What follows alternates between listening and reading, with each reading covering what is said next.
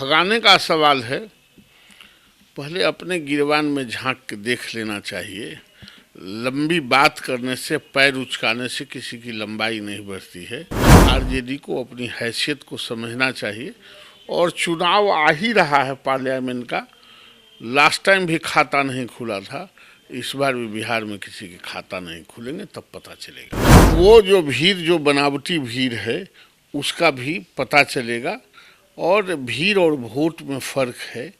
Vote हृदय से पड़ते हैं और भीड़ तो बंदर के नाच में भी आता है। बिहार के पूर्व मुख्यमंत्री व बिहार विधानसभा के नेता प्रतिपक्ष तेजस्वी यादव इन दिनों जन विश्वास यात्रा पर चल रहे हैं। साथ ही देखा जाए तो एनडीए और नीतीश कुमार पर जमकर निशाना साध रहे हैं। यह साफ कहते हुए नजर आ रहे हैं कि बिहार हो या फिर देश हो, इन तमाम जगहों से एनडीए को भगाना है। ऐसे हमारे साथ बात करने के लिए बीजेपी एमएलसी नवल किशोर यादव है, जुड़ेंगे, बात करेंगे। नवल जी, तेजस्वी यादव जन विश्वास यात्रा पर चल रहे हैं, नीतीश कुमार को भगाने की बात कर रहे हैं, एनडीए को भगाने की बात कर रहे हैं, कैसे देख रहे हैं?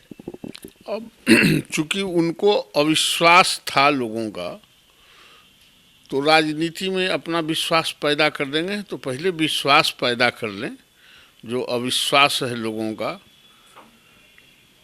तो उसके बाद दूसरी बात करें। जहाँ तक भगाने का सवाल है, पहले अपने गिरबान में झांक के देख लेना चाहिए।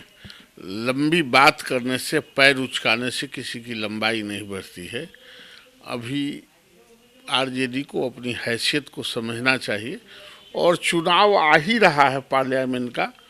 लास्ट टाइम भी खाता नहीं खुला था, इस बार भी बिहार में किसी के खाता नहीं खुलेंगे, तब पता चलेगा। तो कह रहे हैं 40 के 40 सीट महागठबंधन नहीं खाते हैं। हाँ, लास्ट टाइम भी गया था ना। लास्ट टाइम में भी 39 को खाता में उनको गया था, इस बार भी जाएगा, पता चलेगा। तेजस्वी यादव जिस तरीके से जन विश्वास यात्रा पर चल रहे हैं, तस्वीरें निकल के सामने आ रही है, काफी लोग जो हैं मिलने के लिए तैयार रह रहे हैं उनसे। अच्छा, कौन नेता जाता है जहां भीड़ नहीं लगती है? ऐसा कोई एक आध आदमी के नाम बताइए जहां भीड़। अरे भाई, ये 13 करोड़ का राज्य है और हर लीडर जाते हैं तो भीड़ होती ही है। तो वो जो भीड़, जो बनावटी भीड़ है, उसका भी पता चलेगा। और भीड़ और वोट में फ़र्क है। वोट हृदय से पड़ते हैं और भीड़ तो बंदर के नाच में भी आता है। इसका मतलब यह नहीं कि बंदर के नाच करने वाले पर विश्वास करके लोग वोट दे देते हैं। माई बाप समीकरण की बात कर रहे हैं, कह रहे हैं कि माई बाप समीकरण लाएंगे बिहार में सरकार। अब उनका पार्टी है, माई के रखें, भाई के रखें, पिताजी के रखें, माता जी के रखें, तो ये तो उनका बात है। प्राइवेट लिमिटेड है तो माई के रखे, बाप के रखे, भाई के रखे, बहन के रखे, ये तो उनकी मर्जी है। उसमें हम लोग कोई इंटरफेयर करते नहीं हैं। और पूरे बिहार भी उनके ट्रैक रिकॉर्ड को जानती है। 17 महीनों में जिस तरीके से महागठबंधन की सरकार ने काम किया, इसको लेकर वो दावा कर रहे हैं, क्रेडिट ले रहे हैं, कह रहे हैं कि 17 वर्षों में जो एनडीए की सरकार ने काम नहीं किया, वो महागठबंधन की सरकार ने, हमने काम करके दिखाया। उन्होंने काम करके, वही मुख्यमंत्री थे क्या? तो है कि हमारे ही वजह से हम ही महागठबंधन में थे, तभी नौकरी मिला युवाओं को। ये नौकरी का भी जो पदस्थापन का जो फॉर्मूला था, वो एनडीए के राज में किया गया था सैंक्शन। और